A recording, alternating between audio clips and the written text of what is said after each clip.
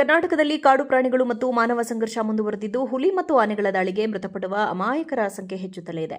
ಈ ನಡುವೆ ಕಾಡಾನೆ ದಾಳಿಗೆ ಮತ್ತೊಂದು ಸಾವು ರಾಜ್ಯದಲ್ಲಿ ನಡೆದಿದ್ದು ಹಾಸನ ಜಿಲ್ಲೆಯ ಬೇರೂರು ತಾಲೂಕಿನ ಕಣಗುಪ್ಪೆ ಗ್ರಾಮದ ರೈತ ರಾಜಶೆಟ್ಟಿ ಬಲಿಯಾಗಿದ್ದಾರೆ. ಬೆಳಗ್ಗೆ ತೋಟಕ್ಕೆ ತೆರಳಿದ ರಾಜಶೆಟ್ಟಿ ಅವರ ಮೇಲೆ ಕಾಡಾನೆ ಏಕಾಏಕಿ ದಾಳಿ ನಡೆಸಿದ್ದು ಸೊಂಡಿಲಿನಿಂದ ಎತ್ತಿ ಬಿಸಾಡಿ ತುಳಿದು ರೈತನನ್ನ ಕೊಂದಿದೆ.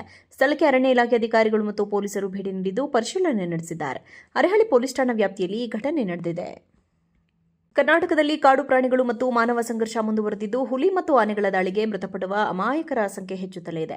ಈ ನಡುವೆ ಕಾಡಾನೆ ದಾಳಿಗೆ ಮತ್ತೊಂದು ಸಾವು ರಾಜ್ಯದಲ್ಲಿ ನಡೆದಿದ್ದು ಹಾಸನ ಜಿಲ್ಲೆಯ ಬೇರೂರು ತಾಲೂಕಿನ ಕಣಗುಪ್ಪೆ ಗ್ರಾಮದ ರೈತ ರಾಜಶೆಟ್ಟಿ ಬಲಿಯಾಗಿದ್ದಾರೆ. ಬೆಳಗ್ಗೆ ತೋಟಕ್ಕೆ ತೆರಳಿದ ರಾಜಶೆಟ್ಟಿ ಅವರ ಮೇಲೆ ಕಾಡಾನೆ ಏಕಾಏಕಿ ದಾಳಿ ನಡೆಸಿದ್ದು ಸೊಂಡಿಲಿನಿಂದ ಎತ್ತಿ ಬಿಸಾಡಿ ತುಳಿದು ರೈತನನ್ನ ಕೊಂದಿದೆ.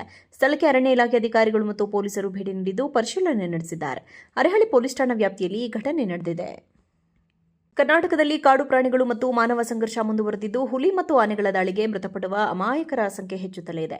ಈ ನಡುವೆ ಕಾಡಾನೆ ದಾಳಿಗೆ ಮತ್ತೊಂದು ಸಾವು ರಾಜ್ಯದಲ್ಲಿ ನಡೆದಿದ್ದು ಹಾಸನ ಜಿಲ್ಲೆಯ ಬೇರೂರು ತಾಲೂಕಿನ ಕಣಗುಪ್ಪೆ ಗ್ರಾಮದ ರೈತ ರಾಜಶೆಟ್ಟಿ ಬಲಿಯಾಗಿದ್ದಾರೆ. ಬೆಳಗ್ಗೆ ತೋಟಕ್ಕೆ ತೆರಳಿದ ರಾಜಶೆಟ್ಟಿ ಅವರ ಮೇಲೆ ಕಾಡಾನೆ ಏಕಾಏಕಿ ದಾಳಿ ನಡೆಸಿದ್ದು ಸೊಂಡಿಲಿನಿಂದ ಎತ್ತಿ ಬಿಸಾಡಿ ತುಳಿದು ರೈತನನ್ನ ಕೊಂದಿದೆ. ಸ್ಥಳಕ್ಕೆ ಅರಣ್ಯ ಇಲಾಖೆ ಅಧಿಕಾರಿಗಳು ಮತ್ತು ಪೊಲೀಸರು ಭೇಟಿ ನೀಡಿದ್ದು ಪರಿಶೀಲನೆ ನಡೆಸಿದ್ದಾರೆ. ಅರಹಳ್ಳಿ ಪೊಲೀಸ್ ಠಾಣಾ ವ್ಯಾಪ್ತಿಯಲ್ಲಿ ಈ ಘಟನೆ ನಡೆದಿದೆ. ಕರ್ನಾಟಕದಲ್ಲಿ ಕಾಡು ಪ್ರಾಣಿಗಳು ಮತ್ತು ಮಾನವ ಸಂಘರ್ಷ ಮುಂದುವರೆದಿದ್ದು ಹುಲಿ ಮತ್ತು ಆನೆಗಳ ದಾಳಿಗೆ ಮೃತಪಡುವ ಅಮಾಯಕರ ಸಂಖ್ಯೆ ಹೆಚ್ಚುತ್ತಲೇ ಇದೆ. ಈ ನಡುವೆ ಕಾಡಾನೆ ದಾಳಿಗೆ ಮತ್ತೊಂದು ಸಾವು ರಾಜ್ಯದಲ್ಲಿ ನಡೆದಿದ್ದು ಹಾಸನ ಜಿಲ್ಲೆಯ ಬೇರೂರು ತಾಲೂಕಿನ ಕಣಗುಪ್ಪೆ ಗ್ರಾಮದ ರೈತ ರಾಜಶೆಟ್ಟಿ ಬಲಿಯಾಗಿದ್ದಾರೆ. ಬೆಳಗ್ಗೆ ತೋಟಕ್ಕೆ ತೆರಳಿದ ರಾಜಶೆಟ್ಟಿ ಅವರ ಮೇಲೆ ಕಾಡಾನೆ ಏಕಾಏಕಿ ದಾಳಿ ನಡೆಸಿದ್ದು ಸೊಂಡಿಲಿನಿಂದ ಎತ್ತಿ ಬಿಸಾಡಿ ತುಳಿದು ರೈತನನ್ನ ಕೊಂದಿದೆ. ಸ್ಥಳಕ್ಕೆ ಅರಣ್ಯ ಇಲಾಖೆ ಅಧಿಕಾರಿಗಳು ಮತ್ತು ಪೊಲೀಸರು ಭೇಟಿ ನೀಡಿದ್ದು ಪರಿಶೀಲನೆ ನಡೆಸಿದ್ದಾರೆ. ಅರಹಳ್ಳಿ ಪೊಲೀಸ್ ಠಾಣಾ ವ್ಯಾಪ್ತಿಯಲ್ಲಿ ಈ ಘಟನೆ ನಡೆದಿದೆ. ಕರ್ನಾಟಕದಲ್ಲಿ ಕಾಡು ಪ್ರಾಣಿಗಳು ಮತ್ತು ಮಾನವ ಸಂಘರ್ಷ ಮುಂದುವರೆದಿದ್ದು ಹುಲಿ ಮತ್ತು ಆನೆಗಳ ದಾಳಿಗೆ ಮೃತಪಡುವ ಅಮಾಯಕರ ಸಂಖ್ಯೆ ಹೆಚ್ಚುತ್ತಲೇ ಇದೆ.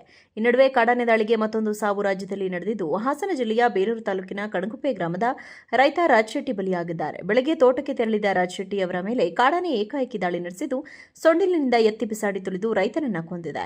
ಸ್ಥಳಕ್ಕೆ ಅರಣ್ಯ ಇಲಾಖೆ ಅಧಿಕಾರಿಗಳು ಮತ್ತು ಪೊಲೀಸರು ಭೇಟಿ ನೀಡಿದ್ದು ಪರಿಶೀಲನೆ ನಡೆಸಿದ್ದಾರೆ. ಅರಹಳ್ಳಿ ಪೊಲೀಸ್ ಠಾಣಾ ವ್ಯಾಪ್ತಿಯಲ್ಲಿ ಈ ಘಟನೆ ನಡೆದಿದೆ. ಕರ್ನಾಟಕದಲ್ಲಿ ಕಾಡು ಪ್ರಾಣಿಗಳು ಮತ್ತು ಮಾನವ ಸಂಘರ್ಷ ಮುಂದುವರೆದಿದ್ದು ಹುಲಿ ಮತ್ತು ಆನೆಗಳ ದಾಳಿಗೆ ಮೃತಪಡುವ ಅಮಾಯಕರ ಸಂಖ್ಯೆ ಹೆಚ್ಚುತ್ತಲೇ ಇದೆ. ಈ ನಡುವೆ ಕಾಡಾನೆ ದಾಳಿಗೆ ಮತ್ತೊಂದು ಸಾವು ರಾಜ್ಯದಲ್ಲಿ ನಡೆದಿದ್ದು ಹಾಸನ ಜಿಲ್ಲೆಯ ಬೇರೂರು ತಾಲೂಕಿನ ಕಣಗುಪ್ಪೆ ಗ್ರಾಮದ ರೈತ ರಾಜಶೆಟ್ಟಿ ಬಲಿಯಾಗಿದ್ದಾರೆ. ಬೆಳಗ್ಗೆ ತೋಟಕ್ಕೆ ತೆರಳಿದ ರಾಜಶೆಟ್ಟಿ ಅವರ ಮೇಲೆ ಕಾಡಾನೆ ಏಕಾಏಕಿ ದಾಳಿ ನಡೆಸಿದ್ದು ಸೊಂಡಿಲಿನಿಂದ ಎತ್ತಿ ಬಿಸಾಡಿ ತುಳಿದು ರೈತನನ್ನ ಕೊಂದಿದೆ.